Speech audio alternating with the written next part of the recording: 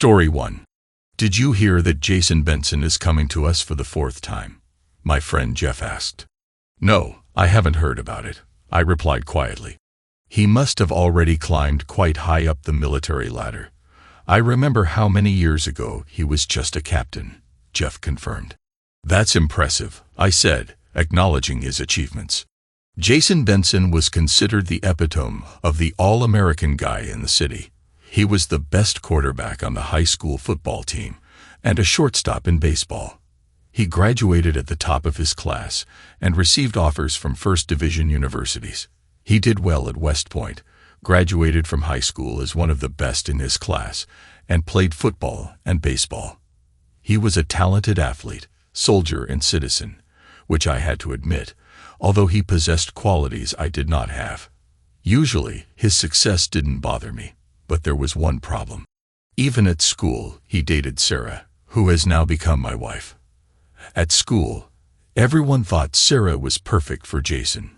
She was an outstanding athlete, the second-best student in her class, and was considered the most beautiful girl in Williamsport. Despite the fact that they broke up when Jason enrolled at West Point and Sarah at Temple, they never resumed their relationship. At school, I was 2 years older than them, not the best student, but still successful. I studied at a public school in the Faculty of Engineering and became increasingly interested in programming as computers appeared more often in my daily life. I had experience working for several companies before I finally had the courage to open my own. The decision to marry Sarah still haunts me, but somehow I convinced her. This remains the greatest achievement of my life, or at least the most significant step taken on my own. Our 2 daughters are a joint effort and a source of pride for us. Sarah rarely mentioned Jason, understanding my discomfort about this story from her past. Kind-hearted people would invariably bring up his name from time to time. I was constantly intimidated by their expectations that I should value Jason highly and support his idea of being with Sarah. It seemed that my own thoughts and emotions about Jason were not being taken into account. Many people thought that Sarah would have been better off if she had stayed with Jason. I want to praise Sarah's parents for never hinting at anything like this. Many years ago, at a family picnic, I witnessed Sarah's mother visibly upset when one of her cousins expressed the opinion that Sarah should have married Jason. It was a thoughtless and hurtful comment that only a fool could make in front of the shocked and silent crowd. She quickly put her cousin in his place, defending Sarah's husband and me, stressing what a wonderful husband and father I am. She made it clear that her cousin's statement was completely ignorant and unfounded. Sarah's mother's sudden lunge made Sarah smile, and she surreptitiously squeezed my hand under the table. Sarah has always treated me with love and respect, never making it clear that I'm not the perfect husband for her. So, why didn't I feel worthy enough? I was constantly compared to Jason Benson, a hero who was admired. It constantly seemed to me that I was not up to him, either in my own eyes or in the eyes of others. My conversation with Jeff ended when April, my daughter, grabbed a basketball from the opposing team's defender and rushed ahead of everyone. Both my daughters played basketball in the summer league, and April's speed and determination made her a formidable opponent. The other girls didn't seem to want to meet her on the playground, except for June, my eldest daughter. June was distinguished by her grace and natural ease of movement, which made her an outstanding player. She decided to get a volleyball scholarship to go to Temple in the fall, although she could have chosen basketball. April, a junior in high school, was a key player on the basketball team that was aiming to win the district and get to the state championship. I always enjoy watching my daughters play sports because they excelled in every sport and always gave their best. Their natural speed and athleticism, inherited from Sarah, allowed them to become the best athletes. June recently became the best in her class, and the coaches awarded her a scholarship. April was also a strong contender for first place. When the game ended, I came out of the stands to meet the girls as they shook hands with their rivals. June asked, "It's not a bad game, is it, Dad?" April dominated the court, not allowing the other team to go beyond the half court. In the end, the coach asked April to loosen up her defense, reminding her that they were playing to win and not just for fun.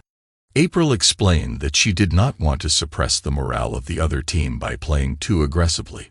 June followed her example, giving her rivals a chance to catch up with her. But in the end, she still became the top scorer of the game. Well, girls, Summer League promises to be a fun time for all the kids. When we discussed our goals at the very beginning, we decided to focus on developing sportsmanship and teamwork. I recalled Coach Simon's making a big impression on me today. Dad, you always strive to make everyone happy, except when you compete with us. You never treat April and me lightly when we play at home, June remarked. That's because I know that both of you are tough, both mentally and physically. I want you to understand how important it is to never give up and give your best. When it comes to school league games, no one underestimates you, right? You have to understand the level of competition and adjust your game accordingly. Do you think I will succeed in business if I constantly let my clients win at golf? I asked. It's a difficult balance, Dad. It may be easier for you to lose to your clients, but June can definitely beat you on the golf course. I doubt you can handle them easily, April joked. You may not be the best golfer in the world, but you definitely have some skills, young lady, I encouraged April. I realized that it is important to show diligence and be merciful in defeat. This is the key to success in the golf business.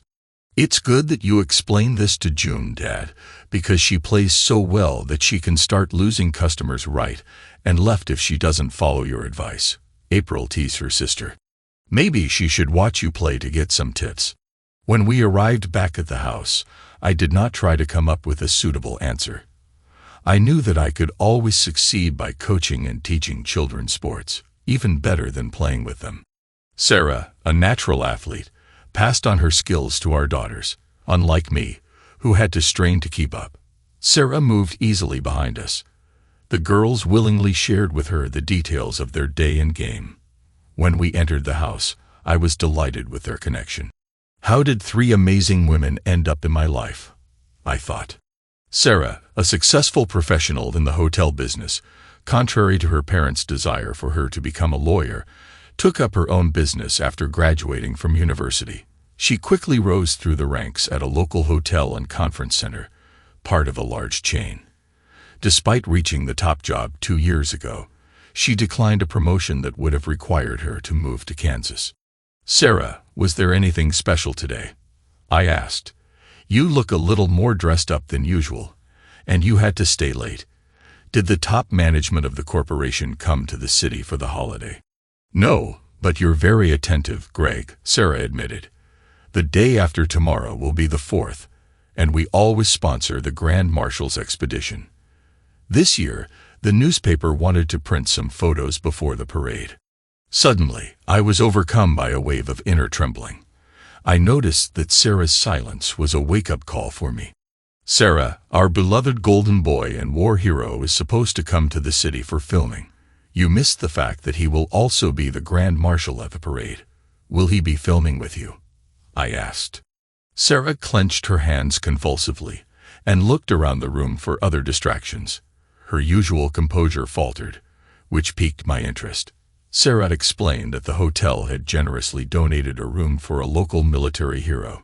She claimed it was all about good public relations since the hero's parents had moved from Williamsport, and he had nowhere to stay. Sarah reasoned that it made sense to give a room to a man who was wounded in service to his country and was the Grand Marshal at the upcoming 4th of July parade. It's just good business, she insisted, raising her voice slightly. I couldn't help but ask her why she was so worried if there was nothing to worry about. Sarah reluctantly admitted, No, well, maybe a little. It's just that we've always tried to avoid the subject of Jason. I know how you feel about the fact that we dated in high school and how annoying it is when people keep mentioning his name. This is strictly a business matter, Greg. You are my husband and the only man I love and have ever loved. You have to believe it. I'm very pleased to hear you say that, Sarah, and I want to believe you, I said. But the question arose, why did you find it necessary to hide information about Jason's return from me? I asked. I knew it was a sore subject, and I didn't want you to worry or get upset. He just doesn't mean anything to me, Sarah objected. Then I shouldn't have any reason to be upset, and you shouldn't have any reason to hide information from me, right? I responded. No, Greg, not really. I am glad that we are openly discussing this. Jason's ghost has been hovering over us since we tied the knot, or even before, I added. So, are there any other events planned? I asked. Colonel Benson will lead the parade and organize an informal reception at the hotel the next day, Sarah said.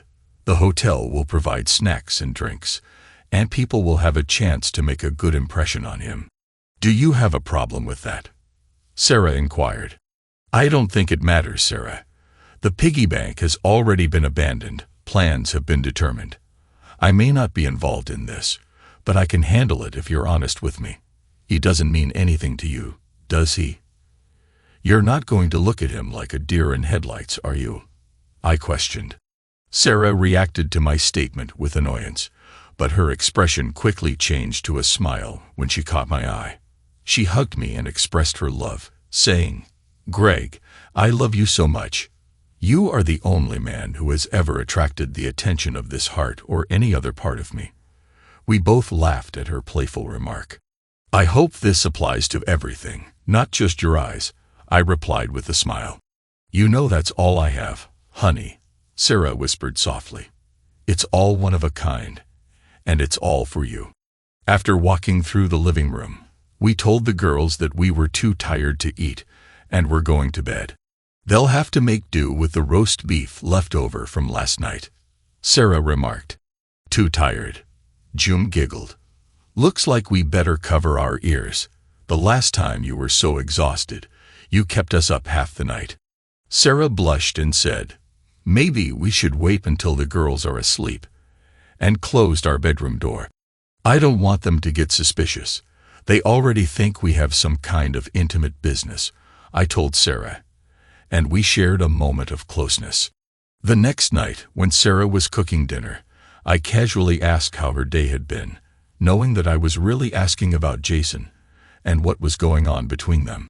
It went well, Greg, she replied. Jason has become even more determined and energetic than he was at school. I think his service as an officer and participation in the war developed his natural leadership qualities, Sarah replied. Sarah, I appreciate your point of view on Jason's growth as a leader, but let's be honest. When I asked you for honesty, I didn't expect you to praise him. I want to know the truth about his flaws and why you chose me over him. That kind of honesty is exactly what I want to hear, I expressed. Greg, even if this guy is an Army Ranger and a war hero, all tough and brave, he's still no match for you, Sarah exclaimed. That's the spirit. Can you tell me the details? I asked. Well, the President of the United States personally called Jason today to thank him for his outstanding service. But don't forget that just 2 years ago, you were the vice president of the Lost Club. Jason isn't even a member of the club, Sarah explained. I nodded in agreement. The guy probably thinks he's too good for the club, I said. He will never become the treasurer of a football club. That's for sure, Sarah added, nodding in agreement. That's exactly what I was thinking. Most likely, tomorrow after the parade, he'll also fail his interview on Fox News, and his book is sure to be boring. Most likely, he won't become a general until he's 50 years old, I remarked. I almost screamed, this is a real test of character. There should be rewards for this. Anyone can get into trouble. I have to admit, Greg, it helps a lot when we communicate honestly and in an adult way. Sarah grinned. No one compares to my man, she added. I hugged Sarah tightly. When she looked up at me, I kissed her passionately. Why don't the two of us find a more private place? Someone joked. April came into the room and said, This is the kitchen where I cook. Sarah blushed and tried to move away, but I held her back. Dad, you really love Mom, don't you? April teased. Do you think I'll ever find someone who loves me the same way? She asked. Not until you graduate from college, I replied, half-jokingly. "You won't have any trouble finding guys," Sarah assured April. Admiring April's face, I turned to leave, feeling my own cheeks heat up. Raising daughters can be difficult, I thought. The parade became a hit, and cable news crews covered Colonel Benson, a rising star who embodied everything the media wanted to see on Independence Day. After watching his evening interview, I had to admit that he was charismatic and well-spoken.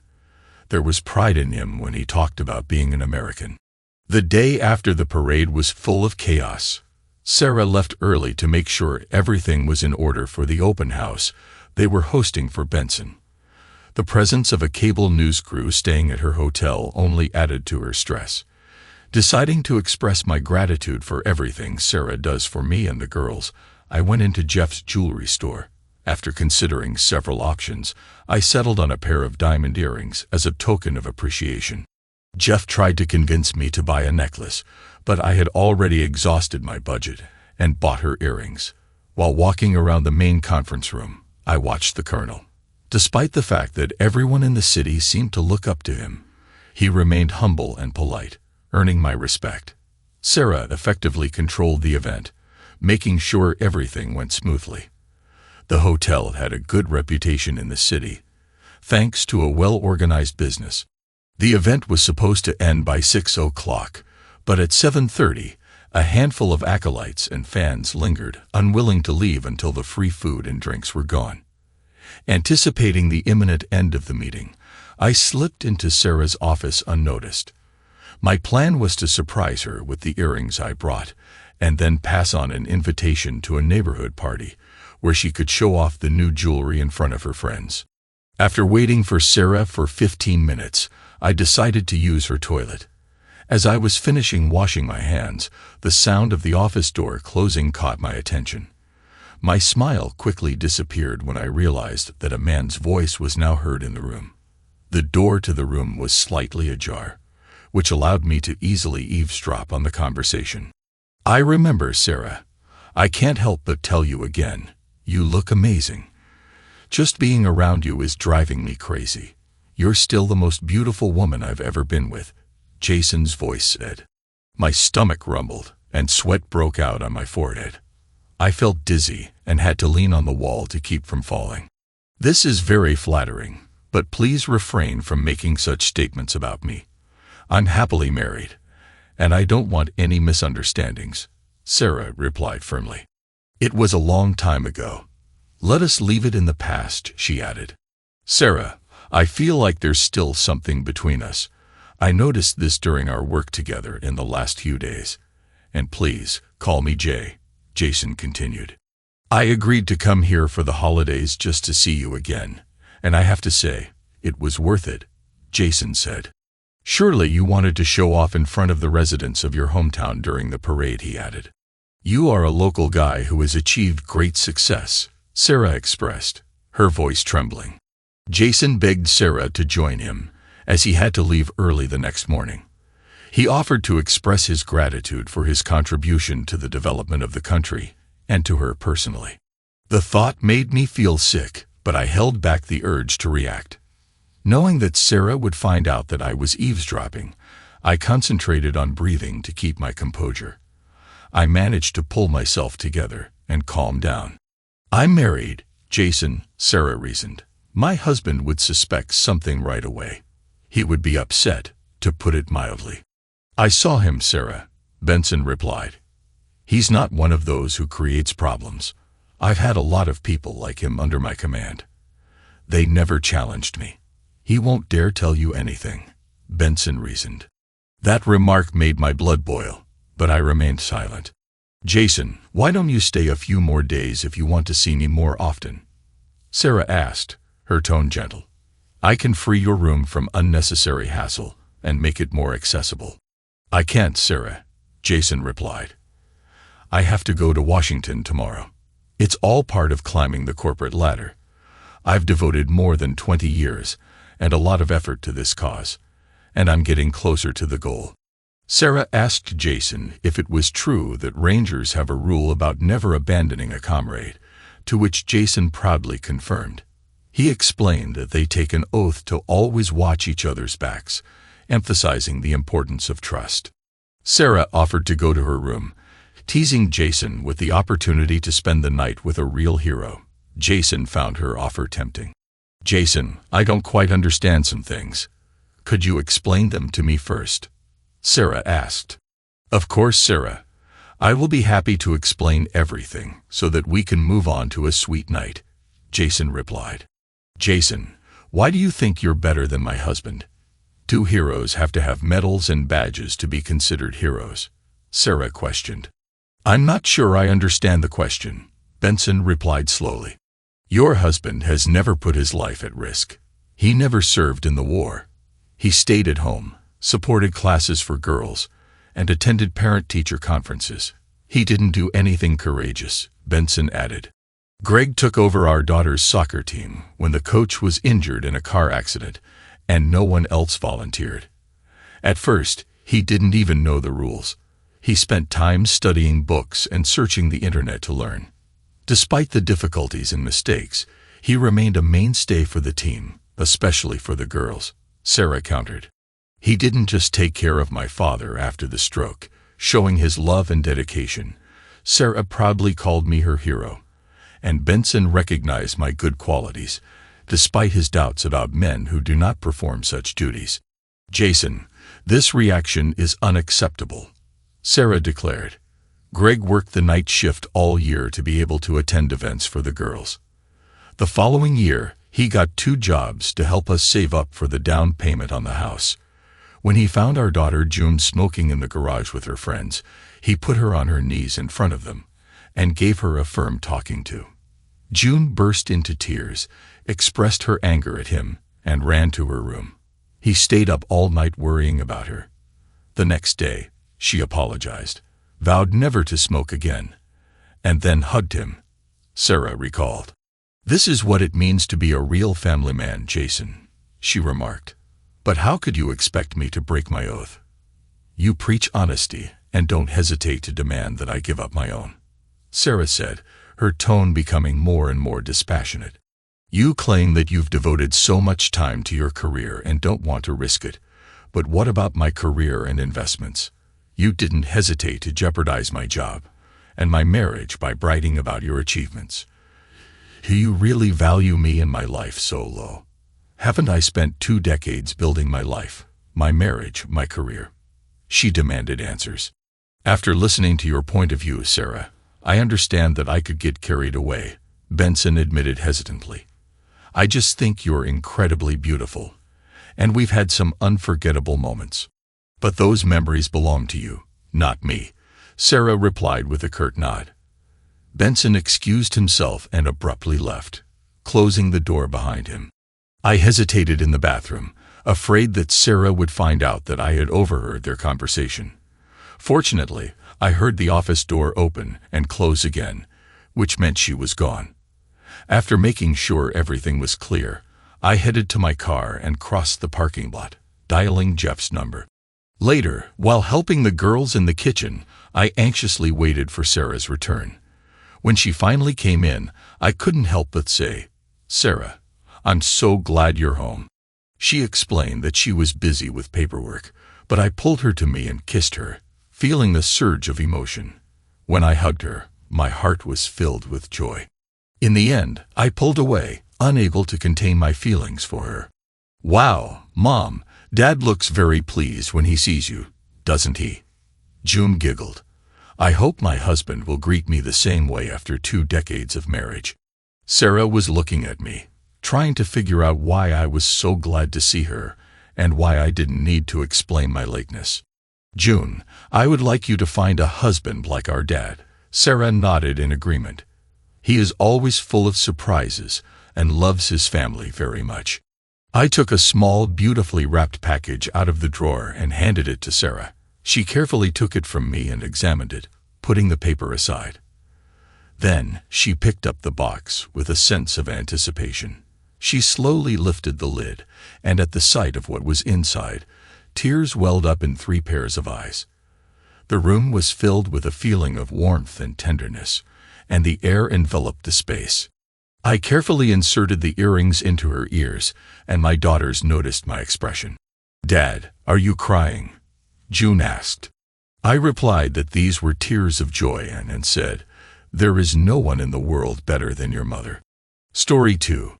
I've been married for 15 years, with 3 kids, Michael, Jason, and Marcy, a nice house, 2 newish cars, and a wife who can afford to work for a nonprofit, because we really don't need the money.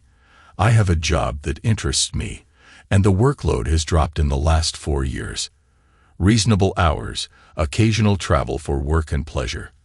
I thought I had it made. Wife, family, 2-car garage in a good school district. What more could you want? Until I came home from work one day, and my wife, Andrea, was sitting in the kitchen, looking nervous. "Hey, what's up with you? What's wrong? Are the kids all right?" Her face contorted. "They're fine, Jeffrey, but I've got some really bad news to deliver. I'm leaving you for Mary James. It's nothing you did. There's nothing you can do to change my mind. I've emptied my closet and bureau. Everything else is yours." I felt my gut roll. Who the hell is James? What's he got that I haven't? You love him. I do love him. We've been seeing each other for about a year. He's the governor's cousin from the side of the family that inherited most of the family fortune. The children and I will move in with him in Greenville, Delaware. That floored me. You've been seeing him for a year, and I never had a clue. I was stunned. The world as I know it is gone.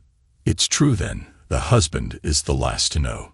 Well, I guess I made it easy for you, me trusting you implicitly. Are the children mine? Of course they are. How could you think that of me? Oh yes, they're yours. She was nice looking, but not a stunner, and nothing out of the ordinary in the bedroom. Unless she must have worked a lot harder to please him than she ever did with me. But what's the point?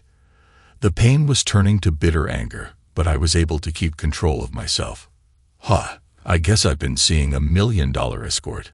I glared at her, jumped to my feet, and gestured towards the door. Well, get out of my house, and don't let the door hit you on the way out, you cheating witch. Enjoy the good life until he dumped you for someone younger. I have nothing more to say to you. She tossed an envelope on the table and moved quickly out the door, and I sat and cried.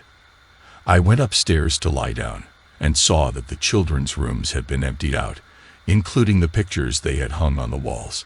It felt like I was living in a tomb. In the weeks to follow, she and James refused to let me talk with my kids. It was Marcy who snuck out and knocked on my door. We worked out a clandestine meeting arrangement. I got 6 burner phones and gave the kids one of the numbers. Every couple of weeks, I gave them a new number, so if anyone checked their phones, my numbers were only called occasionally. We were careful about emails, which could only be sent from library computers or a friend's computer. I used the name Lenny Elmore, after Elmore Leonard, the wonderful author, as my email name again, to hide from my ex. So I kept up with their lives, not as often as I would like. Well, Marcy called every other day, usually on a friend's phone, and the boys about once or twice a week. In the months that followed, it didn't get better. Words cannot describe the fury, hurt, depression that washed over me. I was drowning. Andrea had traded up in marriage so far up that she didn't bother to ask for any of our assets, alimony, or child support. There was no point. To her credit, she asked for nothing of any commercial value, but what she did take was priceless. My 3 children. We sometimes read stories where a woman is offered $1 million to have a close encounter with some guy. Usually it's women we wonder about, the assumption being that most guys would do it for free. The goofy part of that question is, who would pay $1 million for a close encounter, especially with an average person? I guess that Buchanan has tens of millions of dollars, so I can see her bailing for that. Who knows, maybe it was love. I can't say for sure. I wouldn't have run off with a Mrs. Buchanan, but I suppose you don't know until someone offers, and the kids too, hiding contact with me. I guess it's the money too, The promise of a free Ivy League education along with the more immediate pleasures of the lifestyle big money can bring. Cars, clothes, skiing in Aspen, summer in France, doesn't compare with surf fishing at the Jersey Shore with Pop. But neither does it excuse my children for not insisting on having a foot in each camp. I thought I'd brought them up better than that. But then they are kids. The biggest thing was still, what the hell did Buchanan see in her? She really didn't stand out in any crowd I could imagine. She was middling in about everything. She was really good with people, but so are a lot of people. As to our friends, most stayed cordial, but now being single, occasionally I was asked to a party, and I did have a couple of buddies to fish with, but I was really lonely without my best friend, and I felt like damaged goods, which I was. I thought of suing them, but my lawyer told me to forget it, that I really didn't have a chance. And for what? I make good money, $130,000 a year, which is a nice living. But against Buchanan. So I caved and tried to get on with my life. Like I said, in that wrenched first year, I really had a hard time. My home was now just a house. Functionally, I was on the very edge of my children's lives. I wasn't fit to date women either. Really, it was my daughter that got me through that horrible year. I kept it together by immersing myself in work. I mean, what else could I do? I felt sorry for myself, buried in self-pity, rolled in misery like a dog, and for almost a year, after 6 months of that, I sold the Dan house and got an apartment in town, cut way back on overtime, and began to flesh out ideas I had come up with over the years, but were ignored by the elderly guys in management. I realized I was a better businessman than the fools running the company ever see clearly the way for the business to grow and prosper, but the management couldn't let go of the old business model they developed years ago, which successfully built the business, but was wrong for today's world and was taking it down. It was like I was sailing on the Titanic, with me the only one who could see the iceberg. What could you do besides dress warmly and stand near the lifeboats, reading the launch instructions? My job search was producing nothing until out of the blue, I got a job interview from a company that bought one of our smaller competitors. They wanted me to implement my employer's old business model so they could grow their company. In a series of interviews, I pointed out the problems with that and outlined my own ideas. They were actually willing to pay a premium to lure me away from Titanic Incorporated, and more besides because their business was in Chestertown, Maryland. I was able to negotiate a big vacation package by agreeing to take most of 1 day a week in a contract tied to business growth and profits. Apparently, they had had trouble getting people to relocate to a backwater. Charming or not, Chestertown is as chaotic in the summer as it is dead in the winter. I jumped at the chance to make a clean break of it, changed my email address, got a new phone number. Of course, my children knew, but not their mother. Of course, in this age of the internet, if you live your life, you cannot really disappear, but I thought of it as a way to reinvent myself, as neither my former employer nor my former wife valued me, and it helped to put them in the fuzzy light of the past. Now, I didn't get big-time rich like Buchanan, but I did real well by my standards, and as the business took off, I was able to hire talented young people to implement the business plan. After a few years, I found myself with a nice equity position and began working from home a lot and let others do the day-to-day stuff. I rented a place for a while until I found a big 3-bedroom craftsman-style bungalow on a lot with a view, but within walking distance of Chesterton. The big demand here is for old historic homes, but houses from the 1920s, 1930s are modern houses and pretty reasonably priced. As a bonus, it had $20,000 of woodworking tools in a heated garage that the old guy bought new when he retired, but never got around to learning how to use.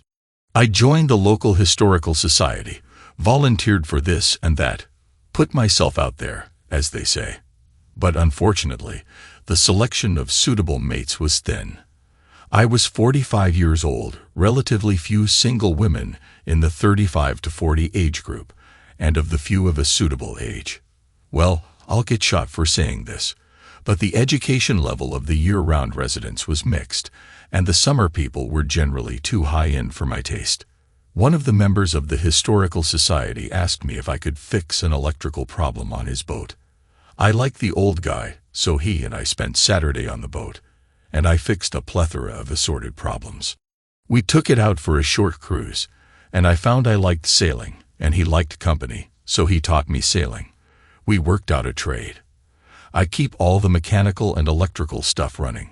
He'd pay someone to do the endless cosmetic restoration and cleaning, and I could take it out more or less at will. I just had to call in advance if it was a day sail. Often as not, we would go out together. I should tell you that I could have bought the damn boat, but I'm cheap, and who wants the expense of owning and maintaining a boat? I was at the marina changing the oil in the auxiliary engine and heard hoots and shrieks as a boat was wallowing up to the dock. I grabbed a boat hook and trotted over. Seeing the run of the tide, I called for the stern rope. They threw it short, but I could just hook it and pull the stern to the dock, whereupon the tide pushed the bow so I could catch that rope, which was dragging in the water, and tie them fast. The idiot at the wheel was drunkenly insisting I join their party for dinner at one of the expense account restaurants nearby. I had no interest in spending the evening with a bunch of honking drunks, and politely demurred when a really good-looking woman came up beside Captain Rum. Don't be put off by Wallace. I would like you to come to dinner with us. After all, you rescued us so much. You can infer from her ascension. She was sober, no rings on her left hand, nice-looking, educated, faint British accent, with a body built for comfort. Now, would you be sitting alongside me at dinner? Hoots of teasing laughter from the boat. He hooked the boat, and you hooked him. Way to go, Heather. We were smitten with each other.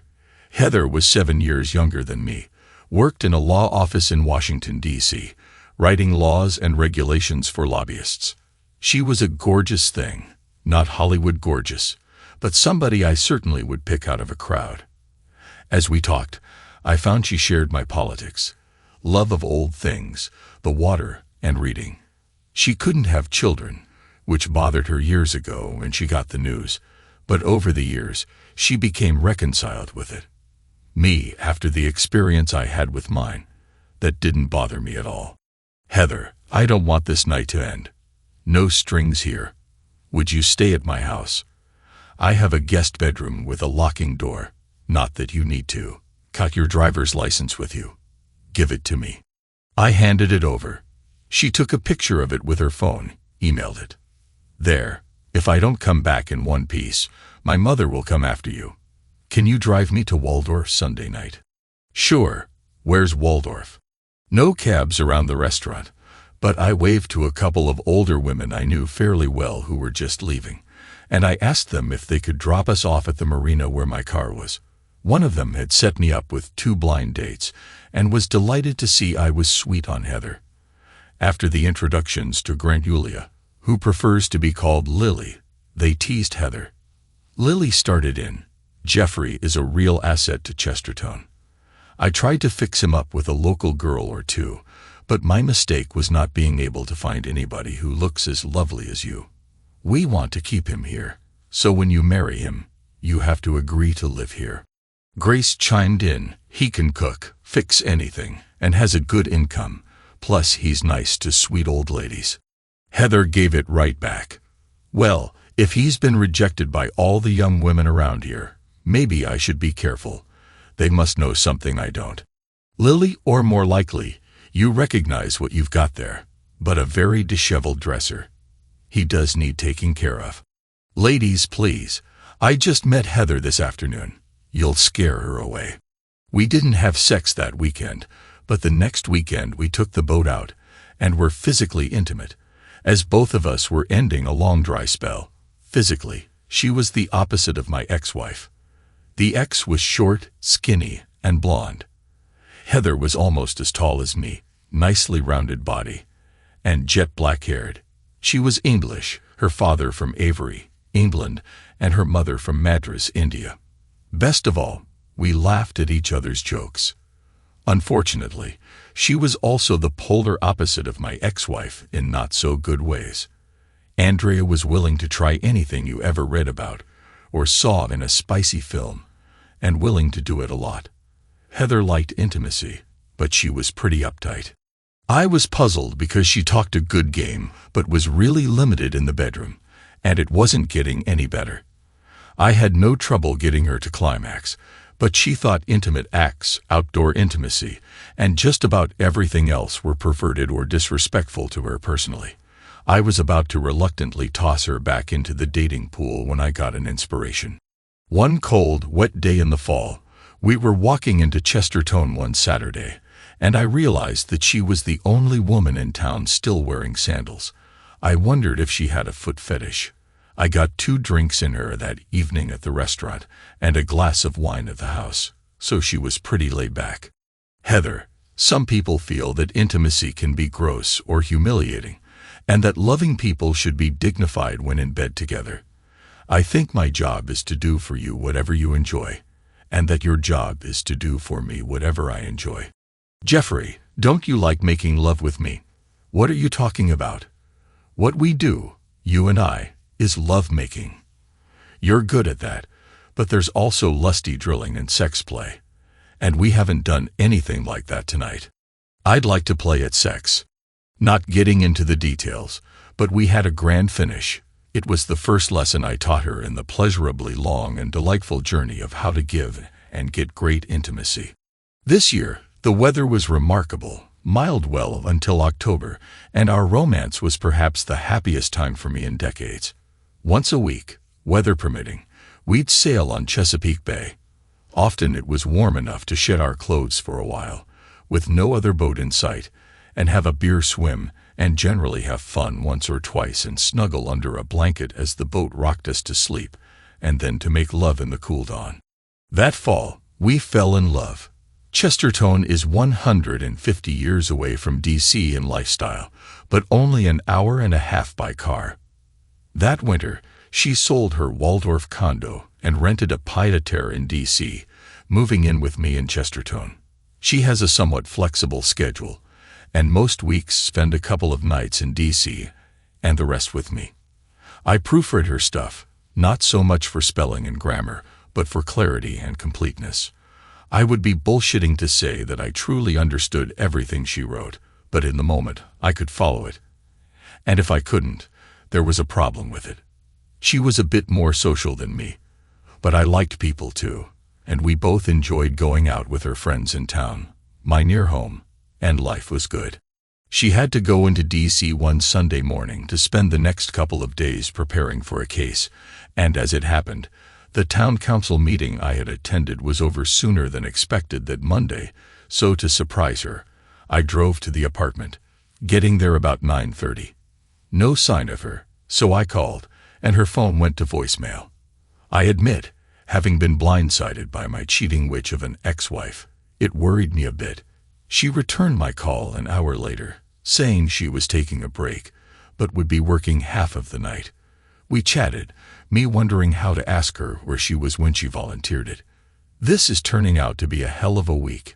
We found out Sunday that our office didn't do well on the federal truck standards, so this morning we all decamped to the Westin in Fairfax to get it done by 2:00 p.m.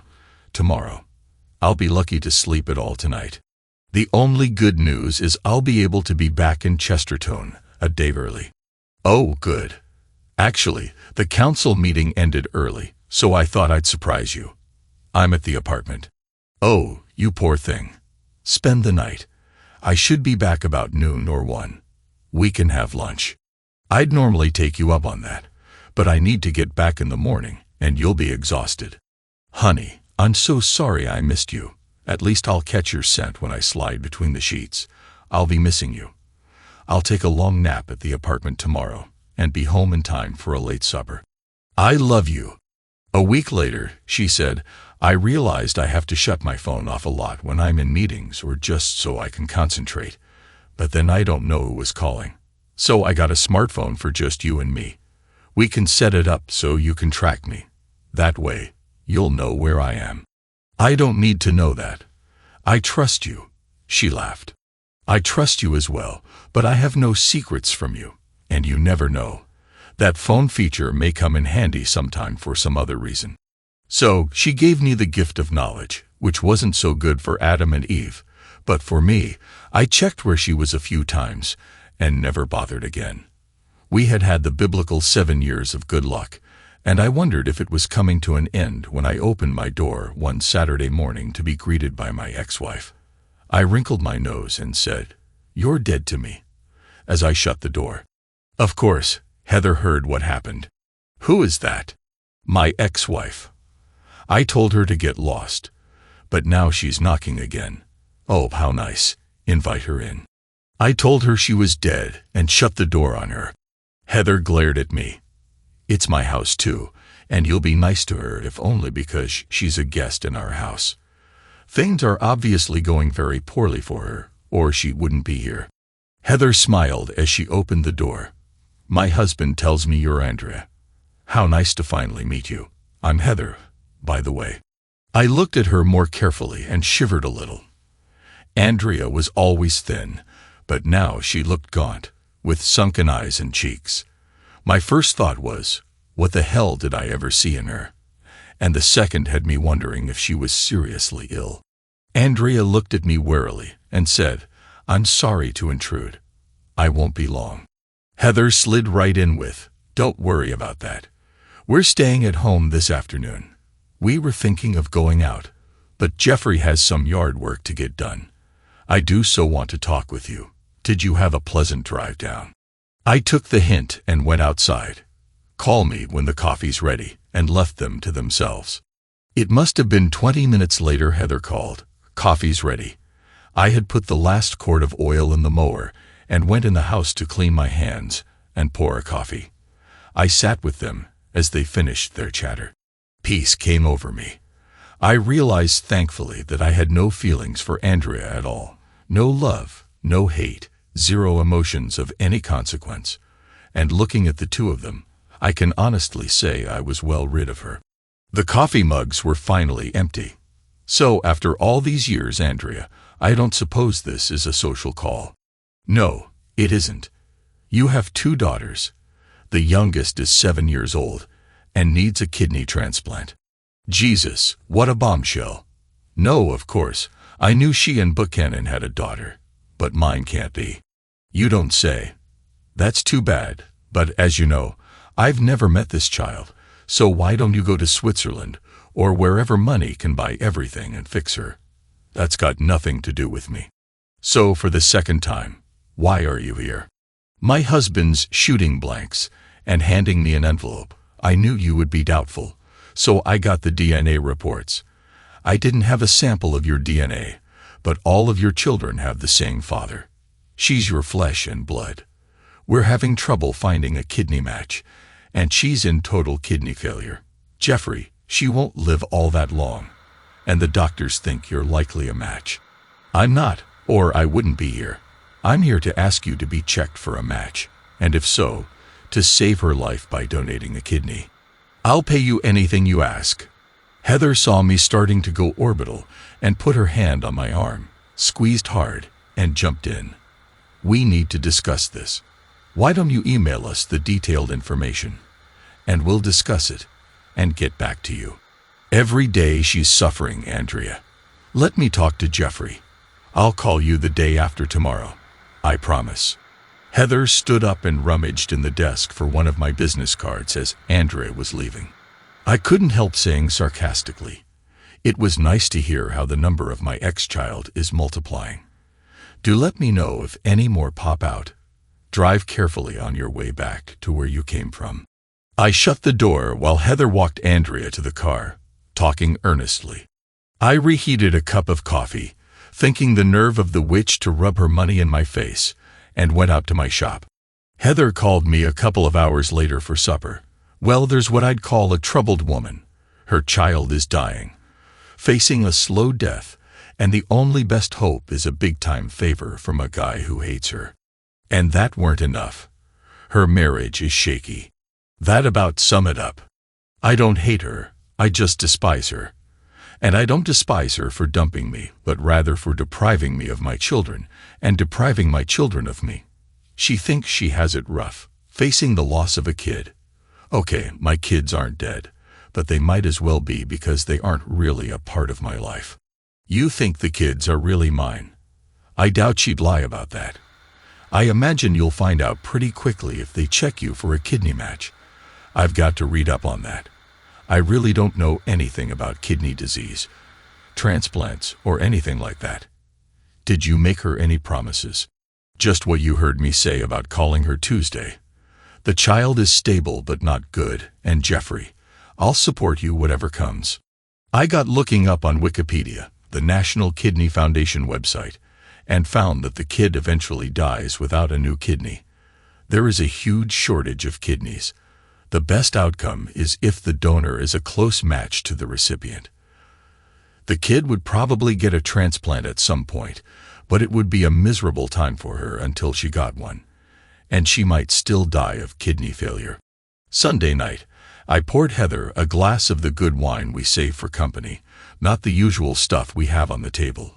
You realize, I would love to kick her to the curb and throw her under a bus. She hasn't changed a bit. Had she not absolutely needed me, she never would have told me about my daughter. But I have to do this. You know that, don't you? This what?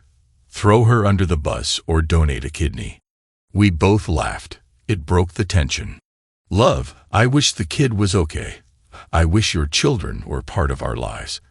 And I wish you got to keep both kidneys. But if I had a child, I know I'd do anything I needed to save her. And I know you feel the same way. So I understand why you need to give her your kidney. I saw that strength, that courage, and loyalty in you before I married you. I was thinking, so she gave us a get-out-of-jail-free card, didn't she? What do we want to come out of all this? Right now, all the pain and blood is all on me. Well, my daughter too.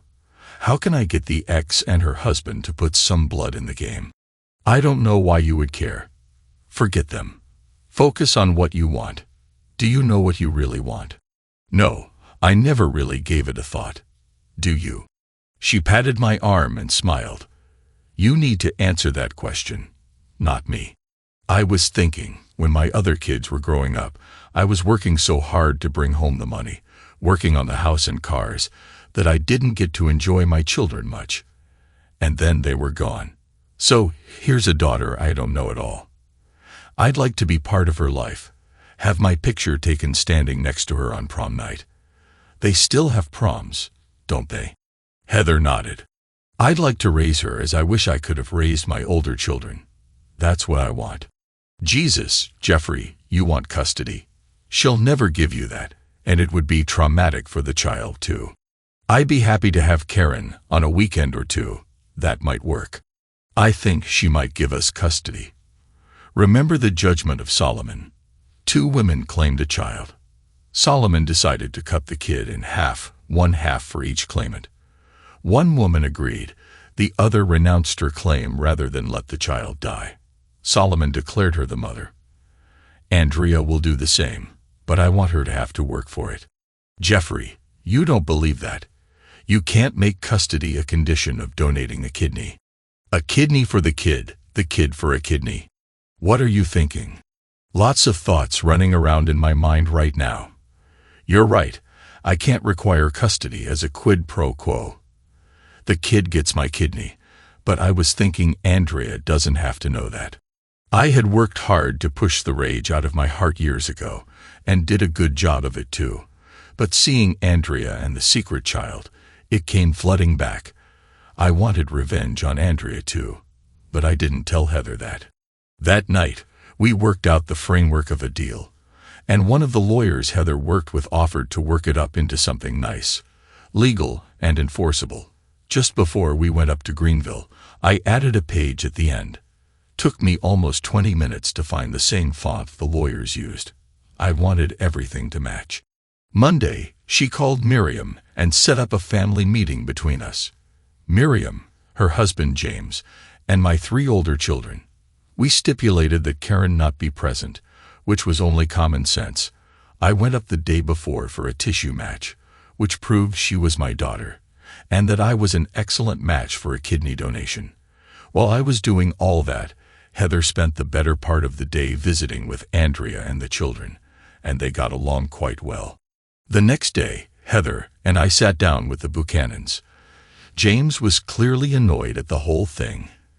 Andrea was sick with worry, and my other kids weren't much better. They did look good, wearing quality clothing, expensive haircuts, perfect teeth. Well, I read up on all this, and the Kidney Foundation is a really good charity. I'd like to see them come out ahead on this.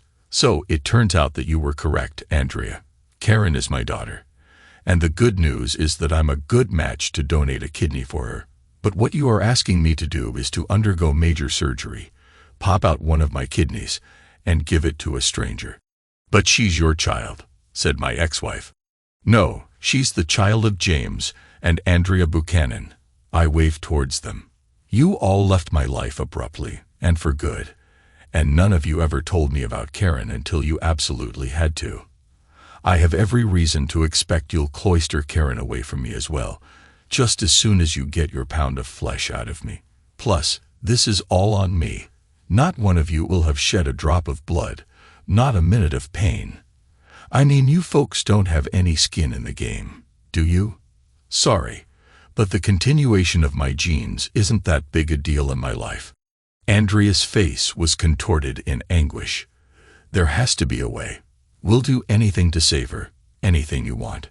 I paused a bit for dramatic effect. What will it take, you ask?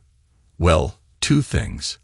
For one, I want some time with my daughter minus 72 days a year, 20% of her time. She'll live with Heather and me. Andrea looked confused. What's that? 2 weekends a month. Well, that'd be 48 days, so add a week or two in the summer. That's about 15% of the time. So, okay, I would get her 15% of the time, and you 85% of the time. Okay, so you agree that would be fair? She looked at her husband, who shrugged and said, more than fair. I think so too. We agree on that. Now consider what I will be going through. Perfectly healthy, getting cut open, and an organ removed to help someone else live. How many of you in my place would be willing to do what you are asking me to do? Raise your hand. The 3 women's hands shot up. My 2 sons hesitated but followed. Finally, James's hand went up. So you'd all be willing to do what you want me to do? They looked at each other, nodding. Then we have the makings of a deal that will help the Kidney Foundation too. On one day, Andrea and I will donate kidneys, one to Karen and one to the transplant program. And when I come out of surgery, James goes in to donate a kidney to the foundation as well. When that happens, Karen gets my kidney, and I get custody of Karen. What did we say? 15% of the time. That seems fair to us all. How's that sound? You two will be written up in the paper as heroes. James saw a distinction. You'll take credit for it all. What's credit to me? You can say it was your idea. You're all the more noble because your donation is going to strangers, not to kin. Everybody nodded. They were good with it. But James didn't look all that happy. I gave him a verbal poke. You okay with this, Jim? He quickly put on his public happy face. Sure. It's a good thing to do. And it helps lots of people, so why not? Andrea and the others smiled and nodded. Andrea gushed. Thank you, Jeffrey. You don't know what this means to me. You're wrong about that, Andrea. I do know what this means to you. In fact, more than you realize. But we all agree that Andrea, James, and I will donate a kidney, nodding all around. Okay, so here's the contract for you all to sign. There is a penalty clause on the next to last page, which is my second condition. Andrea and James have to initial it and date it. James got serious in a hurry. What the hell is this about? A contract? We're all family here. That's not called for, and I, for one, won't sign. My replacement was grating on my nerves, the pompous prick. We're all family here, Jimmy, but only like the interlocking Olympic rings. Different families. My wife and I are a family. You, Andrea, and the children are a family. And the children, Andrea, and I are a biological family. So the family bit is sort of muddled. The nice thing about contracts is everybody knows what they are agreeing to in advance. The penalty clause is if, for any reason, either of you cannot or will not donate a kidney, Heather and I get custody of Karen. She takes my last name. And the custody figures, which we all agreed were fair, reverse. We get her 85% of the time. You get her 15% of the time. Of course, we lean into this, but if one of you reneges, she'll be registered in the spring for school in Chesterton. Pandemonium. I had to raise my voice. People, people, people. If you all go through with the deal, you get what you all agreed was exactly fair. Only if one of you backs out do I get custody of just one. Mind you, just one of my 4 children. Let's not be greedy here. Andrea spoke up. We'll take it.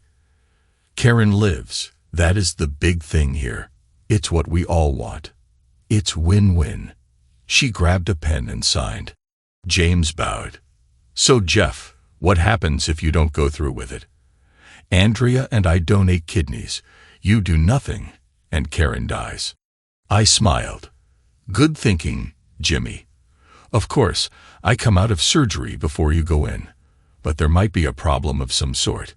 Here's a letter from the Kidney Foundation that, in return for 2 kidneys donated to the foundation, they will put Karen at the head of the list. But you have my word. I will go through with it. What more assurance can I give but my word? Andrea was melting down. Sign it, James, for our daughter's sake. James was hesitant. I'm not sure. Andrea jumped on him. Shut up. There's no good way to finish that thought. Sign the goddamn thing. A week later, Andrea went under the knife, and as soon as the surgeon took a break and changed his scrubs, they cut into me. After I came out of the anesthetic in the ICU, they moved me to a private hospital room. Heather had been with me in the ICU, but as soon as I was settled in the private room, she and Macy came in talking with each other. I got an update on Andrea, and Heather told me the doctor said I was fine. Macy looked me in the eye and told me she regretted how James and Andrea had tried to demonize me. Dad, it was like some kind of cult thinking, like a sacrifice we needed to make for the future. It's stupid on the face of it now, but we were kids, and James and Mom were. They were on a different planet. She started crying. I'd hold you in my arms and hug you, but I'm not up to it at the moment.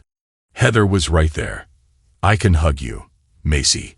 I forgive you, and your dad does too. Come on, you were a kid then, and you did what you could. But in the future, Jeffrey and I want you to be an integral part of our life. My son, Mike, came in the door at that point. Good, you're awake. I'm going to donate a kidney too. I signed up for it while you were under. James bailed, by the way. He's postponed it indefinitely, but it'll never happen. Gosh, Mike, I don't know. Is that such a good idea? You've got your whole life ahead of you. I don't know. You don't have to. The deal is done. Your kidney doesn't let Jimmy off the hook. That had nothing to do with it. Karen gets to live with you guys, and that's all to the good. I think Karen will be better off. I just gave my word. I said I'd do it. If my mother and father could do it. And it's a good thing to do. You know, I've been watching Karen suffer, and as I understand it, they may be able to split my kidney and help 2 people. You had Jimmy figured out, didn't you, Dad? You knew he wouldn't go through with it. And he absolutely hates being called Jimmy. We get grounded for 2 weeks for calling him that.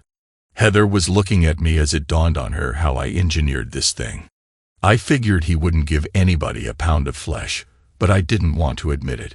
But better yet, he would be the goat for Andrea losing her daughter. I really don't know Jimbo at all. Never laid eyes on him until a week ago. He does seem like a bit of a stuffed shirt. He's not one of us, is he, Dad? You tell me. He may be nothing to me, but I rather think he loves you too. That week began the rest of my life. At first, when we had Karen for the weekends, one of her brothers or her sister would bring her down, and often enough, The two of them would stay the day, returning in the late evening, and my wife, or I, would take her home on Sunday. Pretty soon, we had them, Karen and whoever drove her down, for the whole weekend. When that all went well, we went from Thursday night to Sunday night. Often enough, I had my friend's boat, so we sailed, fished, and swam all summer. We took Karen and her sister on vacation, seeing the sights of Washington, D.C., and then took the boys on the same tour. We extended the trips an extra day because we couldn't get the kids out of the Smithsonian. At the end of summer, Andrea came down with Karen. The two of us chatted. She was more relaxed and happy than I could ever remember. Heather gave us some time together. Jeffrey, you know James and I aren't getting along well, don't you? No, actually, I didn't. Heather and I are going great, though. Maybe you ought to chat with her. You guys must have done something right in the past. The kids turned out well. James hasn't really done much in the parenting department, you know. He was more of an older playmate than a father. Yeah, well, I guess that put a lot on you. And from the little I've seen of him, he's not one for sacrifice and hard work. Well, with enough money, you can sit around and fritter your time away, I guess. Did you intend to drive a wedge between us, Andrea? When you bailed on me, you didn't care about me. Now, I really don't give a thought to you. Like you, I wanted Karen to live a normal life. And I wanted my children back in my life. I am willing to share, but I resented greatly that you wouldn't. More than the divorce, I resented that. Well, that's all water under the bridge. I'm good with it now. So, what's your problem with him? He's cheating on me too. I damn near choked, which morphed into a chuckle. The look on her face made me burst into hearty laughter.